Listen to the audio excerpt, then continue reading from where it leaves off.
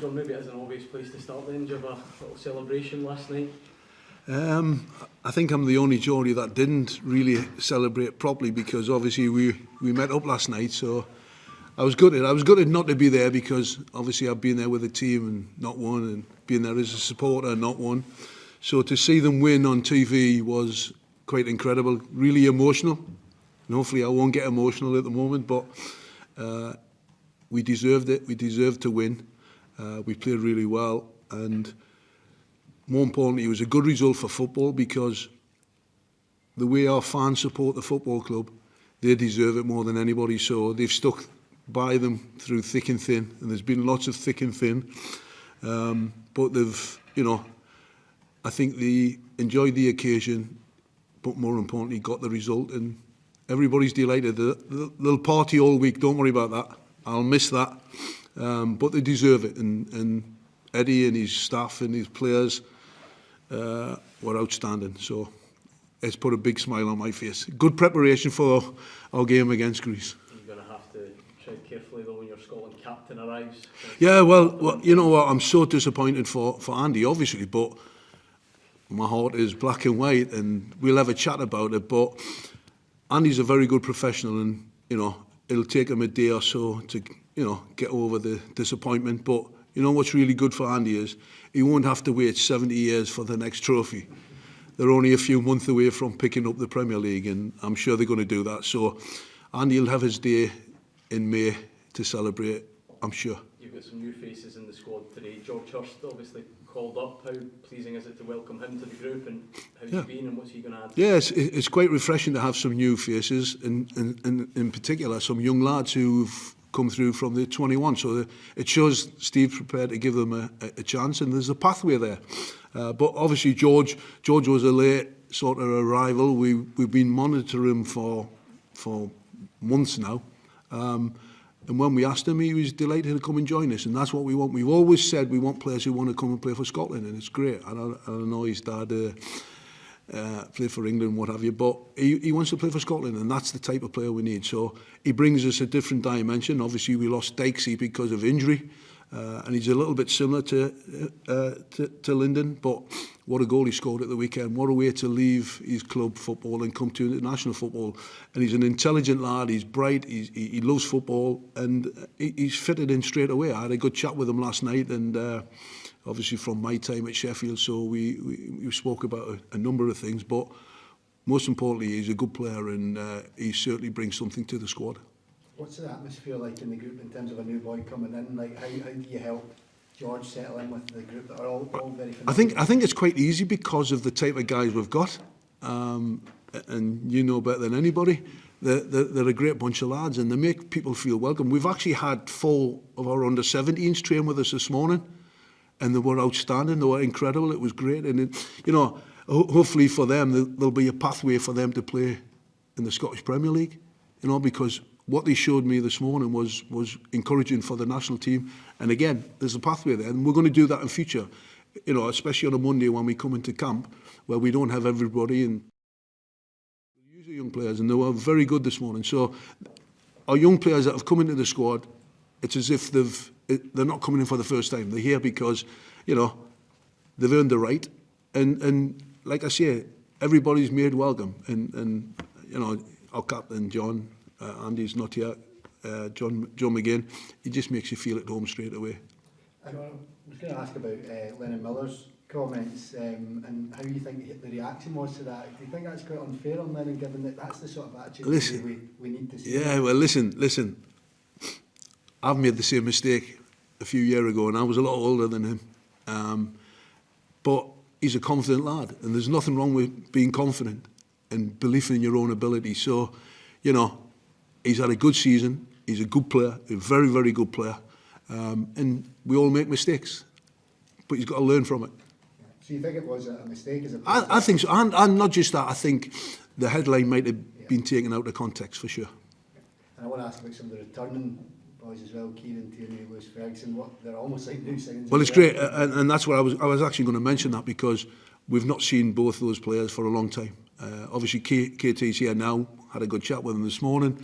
and we're waiting for Lewis to come in. So it's like there's a freshness there, some new faces. It gives everybody a lift and a boost.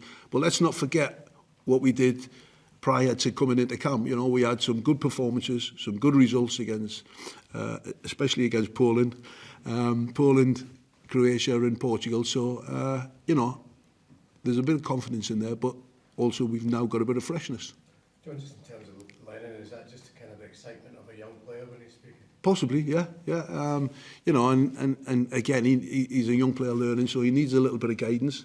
And like I say, I made a similar mistake, a lot older than him. So, you know, I will talk to him, I'll have a chat with him and give him my experiences, but hopefully he's learned from it, because I did. In terms of John, you said you've been speaking to him for a few months, played at England under 20s, obviously. Was there much convincing that had to be done from the coaching staff? Not really, and to be fair, Steve did most of the talking. And we just had to get one or two things behind the scenes sorted out, which we got sorted in the end, and I think he's a great addition. How do you view this playoff tie? Extremely difficult. We're playing against a side who are in good form. They've got an incredible record at home in particular.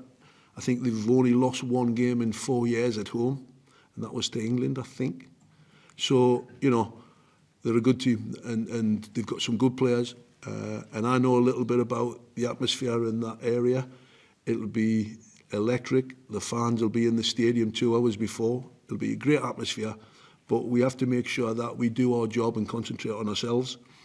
We know, you know, we've gone into some stadiums in the past and haven't been great. But, you know, we're in a better place now, and we're improving all the time. And a game that we were looking forward to. And the coaching staff have obviously been asked about this in the past, the kind of playing at that top level in the Nations League and the importance of it, even though you're going to be playing obviously against much stiffer opposition. Yeah, to be honest, that's where you have to play.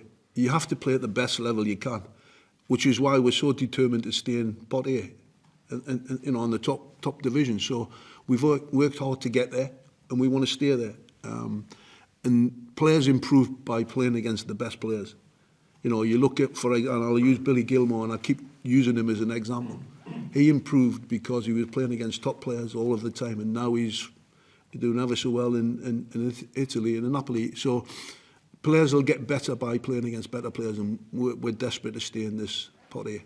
Lennon Miller and James Wilson, is it realistic to think that they could make their debuts in this camp? Can you see them making an immediate impact? I'm not good at predicting things, so I cannot really give you an honest answer on that. But they've earned the right to be in the squad, and that's what's encouraging. So, you know, if an opportunity comes up and Steve wants to put them on the pitch, they'll get my support, the rest of the staff support, because what's the point of putting them in the squad if we don't believe that? So let's see where it takes us. I suppose is that now the challenge to them, that they've done the hard work to get to this point, but there's still a lot of hard work to do to show you guys in training and make sure they get that game time. And they're only at the bottom of the ladder, and let's not forget we had James come and train with us a year ago, and he caught our eye.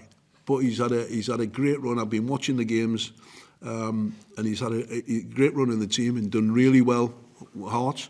So, you know, he's, like I say, I keep telling it, he's earned the right to be in the squad, and if the opportunity comes around, who knows? Last podcast. John, a change for you as well with the job in Poland. How did that come about? How much are you doing that? It all was linked in with when we actually played in Poland. I met, believe it or not, the day before the day of the game, I met the sporting director, and I spoke to him, had the conversation. And then I decided, I said, yeah, I'll come to the end of the season. So we agreed a deal to the end of the season. Obviously, they were in a difficult situation, and I knew that. But I knew that from November till now, I was just sitting on a sofa because I wouldn't be able to play any golf. So I'd be sitting on the sofa watching the TV. So I decided to say, yeah, okay, it's a big challenge. And like I say, we were isolated at the bottom with 11 points. We're now in touching distance of getting out the relegation zone. And I've got a really young team, which is great. I've got a small squad, and the young, naive players who will make mistakes, but we're trying to play the right way, and hopefully we can get out of it, and let's see what happens. What does it mean for you going forward in terms of your own position with the national team? Well, to be honest, I'm only focused on this camp here now, and obviously when I go back, and get to May and see where the team is there. But I love my time here, and I want to be part of this going forward for sure. We've got the World Cup coming up, and I'm thinking about that. So there's no issues, but I can't predict what's going to happen come the end of May. But I enjoy being here. I've enjoyed being part of this, and I want to stay here. So let's see where it takes us. Just last one for me, just to go back to the Lennon stuff. Was his comments about that he could become the best player, is that what you took issue with? What do you mean took issue? He said that within time that he can become either the best midfielder or player within the team. I don't think that's a problem if you've got the confidence to believe that. I think whatever you do in the world, you have to believe you're the best at it. And I'm not going to go down the road of talking about what I said, but when I play golf, I believe I'm the best golfer.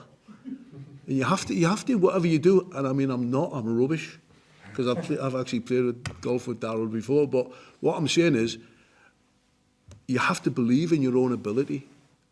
Okay, he just needs a little bit of guidance to put him in the right direction, and he's got a lot to do. You know, listen, he's a young lad, but there's no. I don't have a problem with people believing in their own ability. You need that, don't you? When you're Absolutely, you need all the. In fairness, all the players who normally go all the way to the top normally have an edge about them. They have something different.